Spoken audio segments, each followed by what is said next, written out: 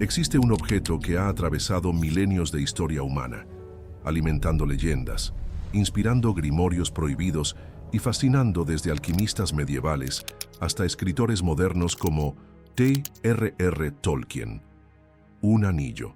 No un anillo cualquiera, sino un artefacto que, según textos antiguos, otorgaba a su portador un poder absoluto, la capacidad de comandar demonios, controlar fuerzas de la naturaleza y acceder a conocimientos que la mayoría de la humanidad jamás debería conocer. Este anillo perteneció, o mejor dicho, fue prestado, al rey Salomón, el tercer rey de Israel. Y la historia real detrás de él es mucho más extraña y perturbadora que cualquier fantasía. De acuerdo con la Biblia, Salomón recibió de Dios una sabiduría divina tan profunda que abarcaba prácticamente todos los dominios del conocimiento humano.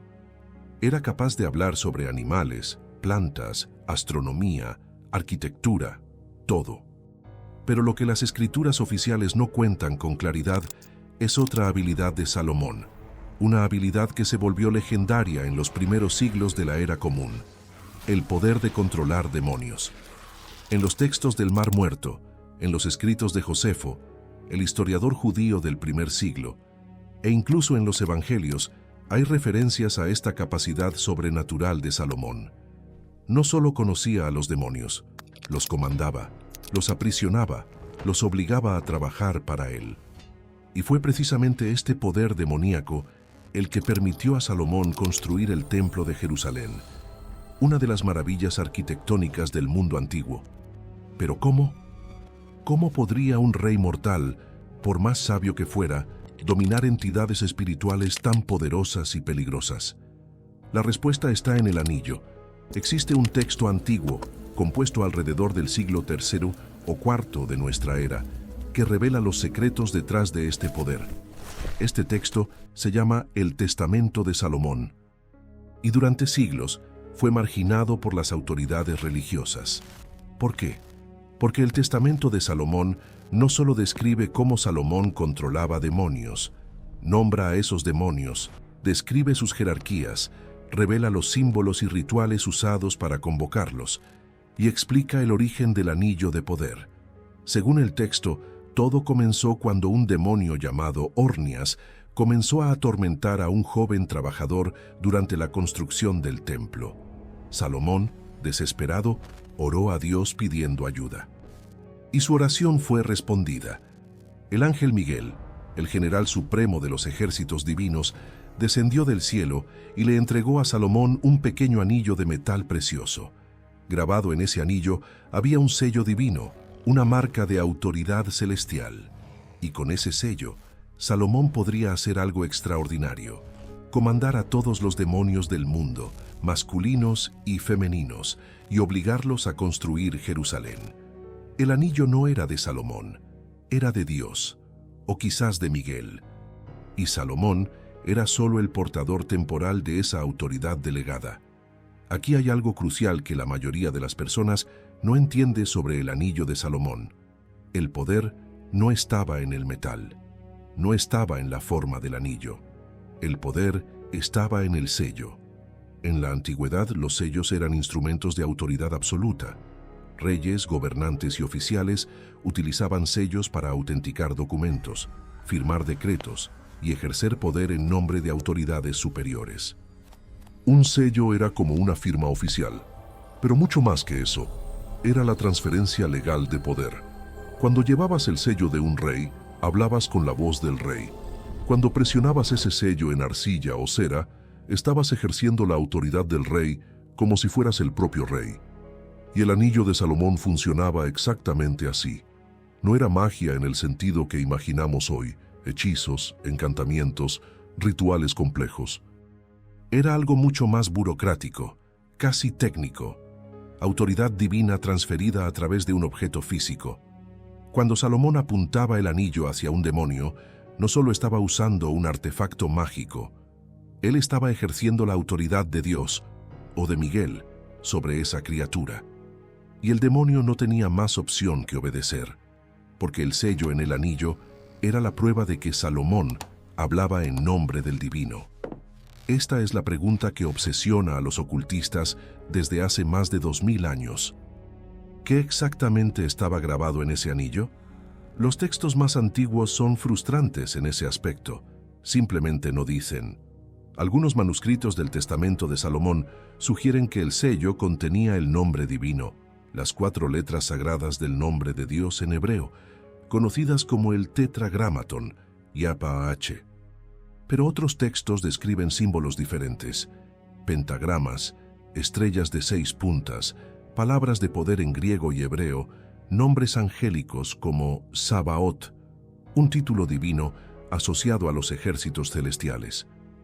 La verdad es que nadie sabe con certeza, y quizás eso sea intencional, porque el verdadero poder del anillo nunca estuvo en el símbolo específico grabado en él.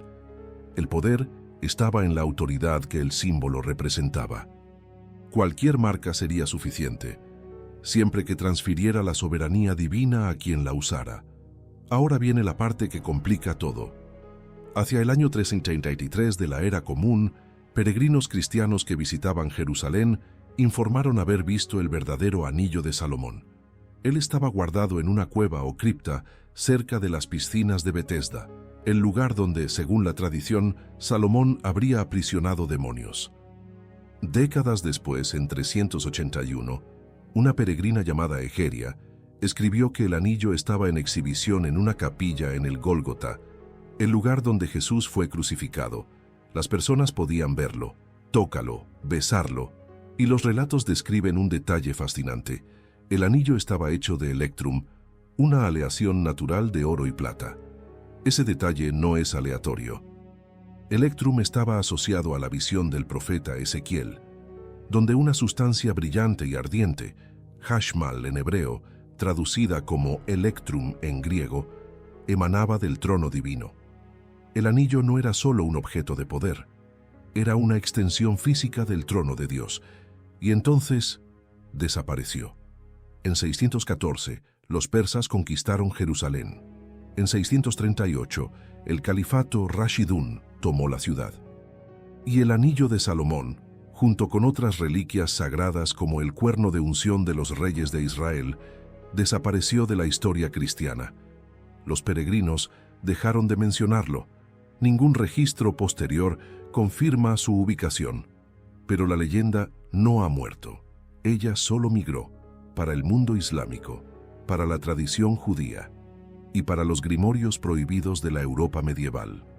Porque si hay algo que la historia nos enseña es esto: el conocimiento verdaderamente poderoso nunca es completamente destruido.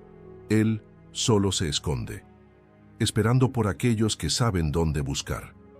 Para entender el verdadero poder del anillo de Salomón, necesitamos hacer una pregunta que la mayoría de las personas nunca hace. ¿Qué transforma un objeto común en un artefacto de poder absoluto? No es el metal, no es la forma, es la autoridad que él lleva. Y en el caso del anillo de Salomón, esa autoridad provenía directamente del trono divino. Imagina por un momento que eres un mensajero del rey. No tienes ejército, no tienes riquezas, no tienes poder propio, pero llevas contigo el sello real, la marca oficial del monarca. Cuando presionas este sello en un documento, las puertas se abren, los soldados obedecen, los gobernadores se inclinan. ¿Por qué? Porque ese sello no te representa. Él representa al rey. Y desobedecer el sello es desobedecer al rey. Esa era la lógica del anillo de Salomón. No le otorgaba poder mágico a Salomón en el sentido moderno de la palabra, como si fuera un amuleto cargado de energía mística. No, el anillo era un instrumento burocrático divino. Cuando Salomón apuntaba ese anillo a un demonio, no estaba lanzando un hechizo. Él estaba presentando credenciales celestiales. Él estaba diciendo: hablo en nombre de Dios. Llevo la autoridad de Miguel, el general de los ejércitos angélicos. Y tú, criatura de las sombras, no tienes más opción que obedecer. Y el demonio obedecía, no por miedo a Salomón, pero al reconocer la firma divina en el sello del anillo. Pero aquí está el problema. Textos como el Testamento de Salomón revelaban mucho. no solo describían el anillo, sino que nombraban a los demonios, explicaban sus funciones, detallaban cómo convocarlos y controlarlos. Y eso era peligroso. Porque si cualquier persona pudiera aprender esos rituales, si cualquier persona pudiera reproducir los símbolos e invocar los nombres correctos, entonces el poder ya no estaría restringido a los sacerdotes. No estaría más en manos de las autoridades religiosas, estaría en manos de cualquiera. Y por eso textos como el Testamento de Salomón han sido marginados, no destruidos completamente, porque tenían valor histórico, porque eran demasiado antiguos para ser borrados sin dejar rastros. Pero fueron empujados hacia los márgenes, etiquetados como apócrifos, mantenidos fuera del canon oficial. Y así, el conocimiento contenido en ellos fue preservado solo para aquellos que sabían dónde buscar. Pero la historia se vuelve aún más extraña, porque durante siglos, las reliquias físicas asociadas a Salomón estuvieron en exhibición. Los peregrinos cristianos en los siglos IV y V vieron el anillo con sus propios ojos. Describieron su composición, electrum, esa aleación brillante de oro y plata que aparecía en las visiones de los profetas. Pero había más que solo el anillo. También había 12 vasos de plata, recipientes donde Salomón habría aprisionado a los demonios después de usarlos en la construcción del templo. Esos vasos estaban guardados en una cámara subterránea profunda en lo que los judíos llamaban Tehom, el abismo primordial bajo Jerusalén, las aguas caóticas del inicio de la creación. Y aquí entra un personaje fascinante, Zósimo de Panópolis, el alquimista egipcio del siglo III. Zósimo escribió que Salomón había forjado 7 vasos de electrum, cada uno inscrito con símbolos de poder, y que esos vasos contenían demonios ligados a los 7 planetas, Sol, Luna, Marte, Mercurio, Júpiter, Venus y Saturno.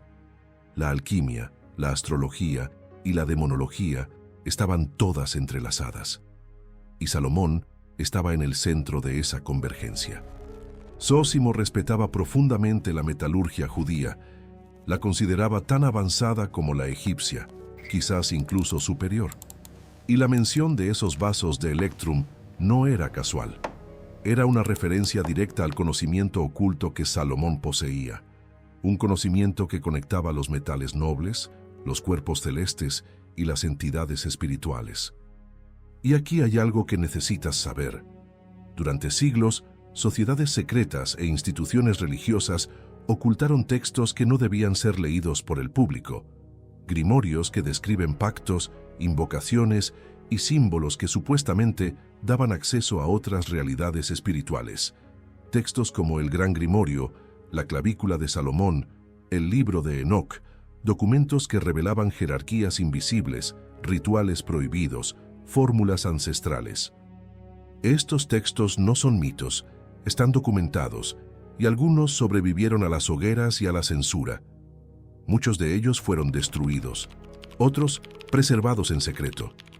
Reunimos las fuentes más confiables en un video exclusivo, pero debido a que contiene información sensible, este contenido podría ser bloqueado en las redes sociales. Por eso, lo publicamos solo en nuestro sitio web y por tiempo limitado. Si quieres verlo, escanea el código QR en la pantalla o haz clic en el enlace de la descripción o en el primer comentario fijado abajo. Pero volvamos al anillo. ¿Por qué electrum? ¿Por qué esta liga específica de oro y plata? La respuesta está en la visión de Ezequiel.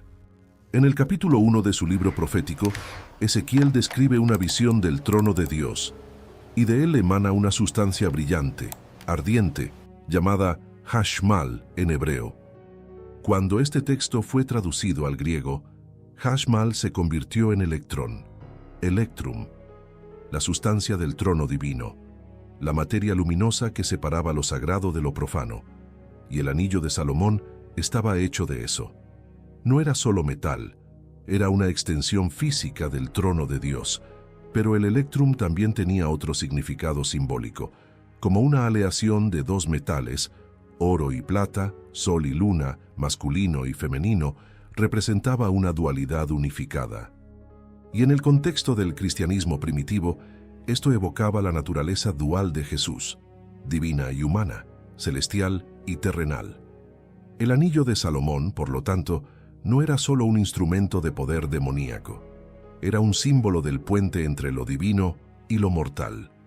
Una herramienta que permitía a un hombre, aunque fuera temporalmente, ejercer autoridad sobre lo invisible. Ahora considera esto. Si los vasos de Electrum de Salomón contenían demonios ligados a los 7 planetas, y si esos vasos fueron forjados con conocimientos alquímicos egipcios y judíos, entonces Salomón no era solo un exorcista. Él era un mago astral. Él entendía que los demonios no eran solo entidades caóticas, tenían orden, jerarquía, correspondencias planetarias. Cada demonio respondía a un metal específico. Cada demonio tenía influencia sobre aspectos específicos de la naturaleza. Y el anillo de Salomón, con su sello divino, era la llave maestra que abría todas esas puertas. Zósimo lo sabía. Los alquimistas medievales lo sabían. Y fue por eso que los grimorios salomónicos se volvieron tan buscados, porque prometían no solo control sobre demonios, sino acceso a los secretos de la creación. En 614, cuando los persas conquistaron Jerusalén, las reliquias fueron saqueadas. En 638, cuando los musulmanes tomaron la ciudad, la pista se perdió por completo. El anillo de Electrum, los vasos de plata, el cuerno de unción, todo ha desaparecido de los registros cristianos. Pero la historia no terminó allí. Ella solo cambió de idioma, porque mientras el occidente cristiano olvidaba, o fingía olvidar, estas reliquias, el mundo islámico las abrazaba y las transformaba en algo aún más misterioso. Cuando las reliquias de Salomón desaparecieron de Jerusalén en el siglo VII, el occidente cristiano perdió su conexión física con el anillo, pero el oriente islámico ganó algo diferente. Ganó las leyendas. Y en esas leyendas, el anillo de Salomón se transformó en algo mucho más que un instrumento burocrático divino. Se convirtió en un objeto de poder metafísico absoluto. En el Corán, Salomón es llamado Sulaimán, y aunque el anillo no se menciona explícitamente en el texto sagrado, hay un pasaje enigmático en la Surata 38, versículos 34 y siguientes. Este pasaje habla de un momento en que Sulaimán perdió su poder. Un cuerpo, algunos dicen un demonio, otros dicen un jinn, fue colocado en su trono, y él perdió su reino temporalmente. Los comentaristas islámicos medievales, en los tafsir, los textos de interpretación coránica, expandieron esta historia, y la versión que emergió es esta. Sulaimán poseía un anillo de poder inconmensurable, pero un demonio llamado Sakhr, a veces identificado como Asmodeo, robó ese anillo mientras Sulaimán se bañaba. Con el anillo en sus manos, Sakhr asumió la forma de Sulaimán, se sentó en su trono y gobernó sobre Jerusalén durante 40 días. Mientras tanto, el verdadero Sulaimán vagaba por las calles como un mendigo, sin poder, sin autoridad, sin identidad, hasta que, finalmente, el anillo fue recuperado. En algunas versiones, un pez lo tragó, y Sulaimán lo encontró en el estómago del animal. Y cuando él volvió a poner el anillo en su dedo, su poder regresó instantáneamente. Los demonios volvieron a obedecerlo. Los jinns se inclinaron de nuevo, y Sulaimán recuperó su trono. Esta historia también aparece en la tradición judía, especialmente en el Talmud de Babilonia, en el Tratado Gittin 68a, pero con variaciones. En algunas versiones es Asmodeo quien roba el anillo. En otras, Sulaimán es castigado por su arrogancia. Pero el núcleo de la historia sigue siendo el mismo. Sin el anillo, Salomón no era nada. Con el anillo, él era un rey sobre lo visible y lo invisible. Pero ¿cómo era ese anillo en las tradiciones islámicas? Los textos árabes medievales ofrecen descripciones mucho más detalladas de lo que los cristianos o judíos jamás dieron. En el Kitab al-Arik, un compendio de leyendas proféticas, se nos informa que el sello de Sulaimán estaba hecho de zafiro, incrustado en una banda de plata tan pulida que su brillo era como rayos de trueno, Barak en árabe. Zafira, en el pensamiento islámico medieval, era la piedra de los profetas. Se asociaba con la visión celestial, la claridad espiritual, la comunicación con lo divino, y el trueno, Barak, evocaba el poder fulminante de Dios, la fuerza irresistible de la voluntad celestial. Otros textos añaden detalles aún más místicos. El anillo fue originalmente dado a Adán, el primer hombre, el primer profeta, y pasó de profeta en profeta hasta llegar a Sulaimán. Eso significaba que el anillo no era solo una herramienta de Salomón, era una herencia profética. Un objeto que conectaba toda la línea de los enviados de Dios, desde el jardín del Edén hasta el templo de Jerusalén. Y el poder del anillo no se limitaba a los demonios. Según las leyendas islámicas, el anillo tenía 4 lados, y cada lado estaba inscrito con símbolos que controlaban diferentes aspectos de la creación. Un lado controlaba a los shaitáns, los demonios, las entidades malignas. El otro lado controlaba a los animales, leones, serpientes, aves, todas las criaturas de la tierra. El tercer lado controlaba a los reyes y gobernantes, otorgándole a Sulaimán autoridad política absoluta. El cuarto lado controlaba los elementos naturales, árboles, plantas, montañas, mares. Con este anillo, Sulaimán no era solo un exorcista, él era el señor de la creación. Él podía ordenar que una montaña se moviera, y se movería. Él podía hablar con los animales, y ellos le responderían. De hecho, el Corán menciona explícitamente que Sulaimán conversaba con hormigas y con el hudhud, el ave mensajera. No es que él hablara sobre los animales, como en el libro de los reyes bíblico.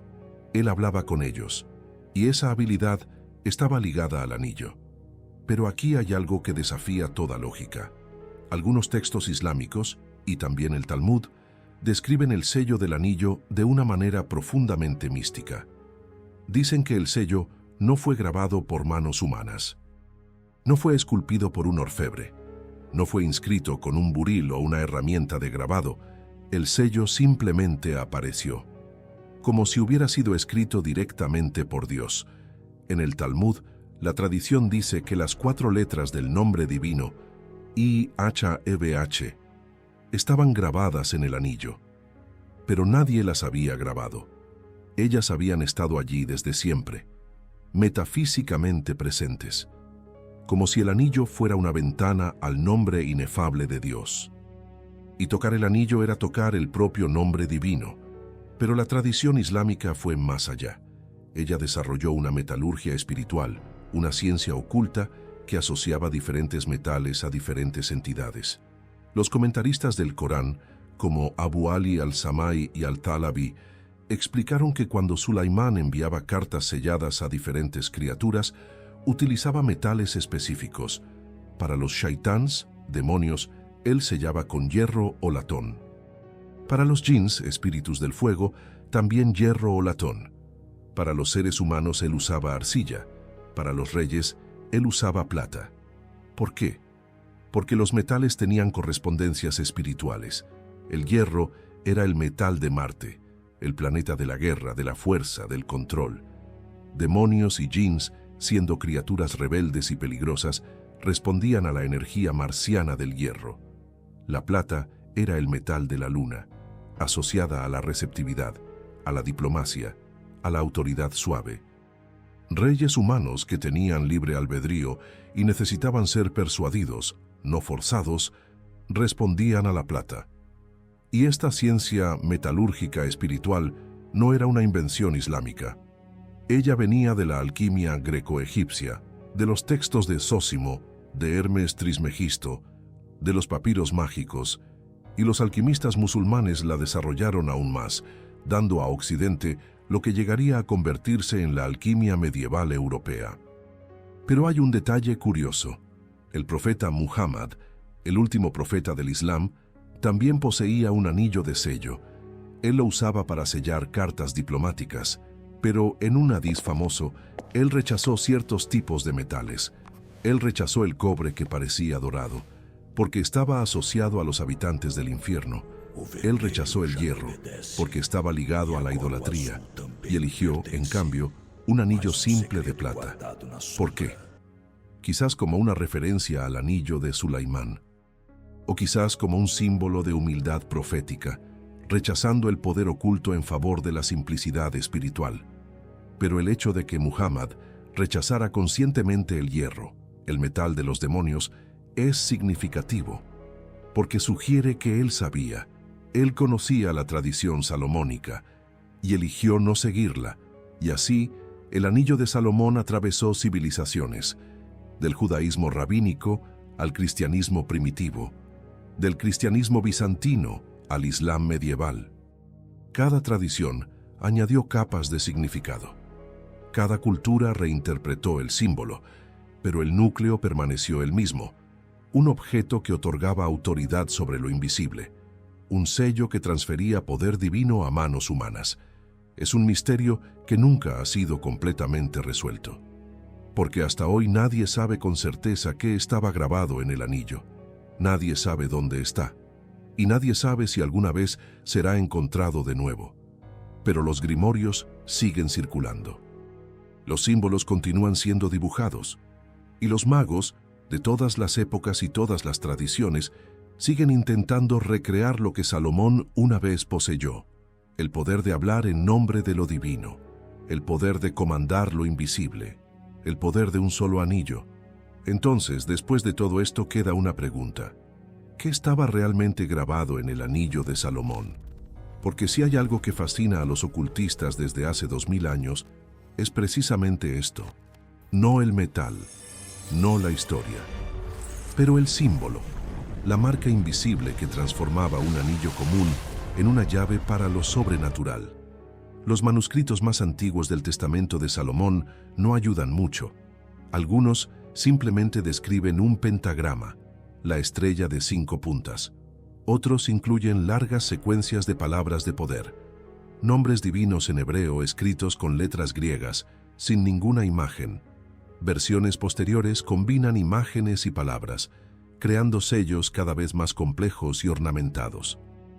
Una versión llega a presentar 12 sellos diferentes, uno para cada tipo de demonio o función mágica, y el material del anillo también varía de texto a texto: cera virgen cubierta con pergamino inscrito, metales preciosos variados, piedras grabadas. Es un caos editorial. Y eso revela algo importante: nadie sabía con certeza. Cada escriba, cada copista, cada mago que tocó estos textos proyectó su propia imaginación en el símbolo. Porque el verdadero poder del anillo nunca ha estado en un diseño específico. Estuvo en la autoridad que él representaba, y cada tradición quiso reclamar esa autoridad para sí misma. En el mundo islámico, el pentagrama, la estrella de 5 puntas, se ha asociado profundamente con el sello de Salomón. Él aparece en manuscritos árabes, en textos persas, en amuletos otomanos. Y hasta hoy, el pentagrama aparece en la bandera de Marruecos, un eco distante pero innegable de esa tradición salomónica. ¿Por qué el pentagrama? Porque es un símbolo de perfección geométrica. 5 puntas, 5 elementos, 5 sentidos. En la tradición hermética, el pentagrama representa el dominio del espíritu sobre la materia, la quinta punta por encima de las 4 bases. ¿Y si Salomón comandaba demonios, elementos y criaturas? Entonces el pentagrama era el símbolo perfecto. ¿Pero qué hay de la estrella de 6 puntas? ¿El hexagrama? Hoy, cuando pensamos en símbolos judíos, pensamos inmediatamente en la estrella de David. Pero aquí hay algo sorprendente. La estrella de David no era originalmente judía. En la Edad Media, cristianos, judíos y musulmanes utilizaban el hexagrama por igual. Era un símbolo universal, geométrico, sin connotación religiosa específica. Solo en el siglo XVII, en Praga, el hexagrama comenzó a asociarse específicamente con el judaísmo. Y solo en el siglo XIX fue adoptado ampliamente por los judíos de Europa Oriental. En 1897 se convirtió en el símbolo del sionismo, pero el nombre oficial nunca fue sello de Salomón. Fue Magen David, escudo de David, revelando que en la imaginación judía tradicional, el hexagrama no estaba conectado a Salomón, estaba conectado a su padre, el rey guerrero. El hexagrama aparece en la magia judía, sí, pero también aparece en la magia cristiana, islámica, hindú, porque es un símbolo geométricamente perfecto, simétrico, poderoso. Y los magos de todas las tradiciones siempre han sido atraídos por la simetría. Pero fue en la Europa medieval donde los sellos de Salomón realmente explotaron en complejidad. Textos como la clavícula de Salomón, el Lemeguetón o pequeña llave de Salomón y decenas de grimorios manuscritos presentan sellos cada vez más elaborados, círculos dentro de círculos, nombres angélicos y demoníacos entrelazados, símbolos planetarios, astrológicos, alquímicos, pentagramas, hexagramas, cuadrados mágicos, y todo esto atribuido a Salomón.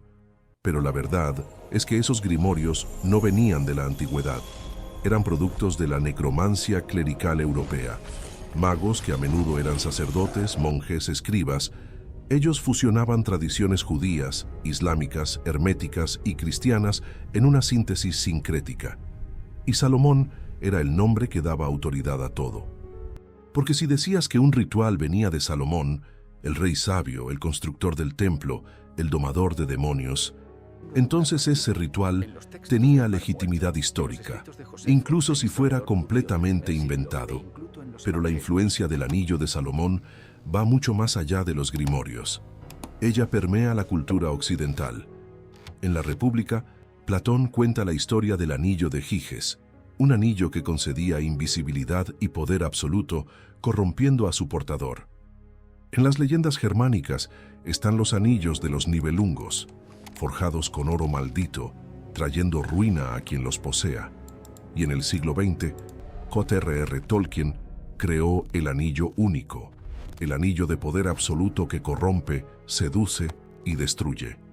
Tolkien, un estudioso de mitología y lingüística, conocía las leyendas de Salomón, y aunque nunca se ha dicho explícitamente que el anillo único fue inspirado en el anillo de Salomón, las similitudes son innegables, un objeto de autoridad divina o mágica, un poder que seduce y corrompe, una inscripción invisible, pero tremendamente poderosa, y la idea de que el portador del anillo habla con autoridad sobre criaturas y fuerzas invisibles.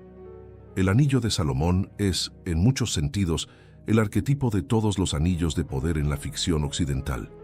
Y así llegamos al final de este viaje, pero no al final de la historia, porque el anillo de Salomón nunca fue encontrado. Nadie sabe dónde está. Nadie sabe si alguna vez existió físicamente, o si siempre fue solo una metáfora para la autoridad espiritual, para el conocimiento oculto, para el poder de nombrar y controlar lo invisible. Pero lo que sabemos es esto. Durante más de 2000 años, este anillo ha fascinado a reyes, magos, alquimistas, teólogos y soñadores. Inspiró textos prohibidos y grimorios secretos, atravesó civilizaciones y religiones, y continúa, hasta hoy, alimentando la imaginación humana. Porque en el fondo, el anillo de Salomón representa algo que todos nosotros buscamos: la capacidad de controlar aquello que no podemos ver, la autoridad sobre el caos, el poder de hablar y ser obedecido en nombre de algo más grande que nosotros mismos. Y quizás sea por eso que nunca dejamos de buscarlo, no el anillo físico, pero lo que él representa, el sello invisible, la autoridad delegada, el símbolo eterno, porque mientras haya misterio en el mundo, mientras haya preguntas sin respuestas, mientras haya aquellos que buscan el conocimiento oculto, el anillo de Salomón seguirá vivo, no en un museo, no en una vitrina, pero aquí, en la frontera entre lo conocido y lo desconocido, donde siempre ha estado.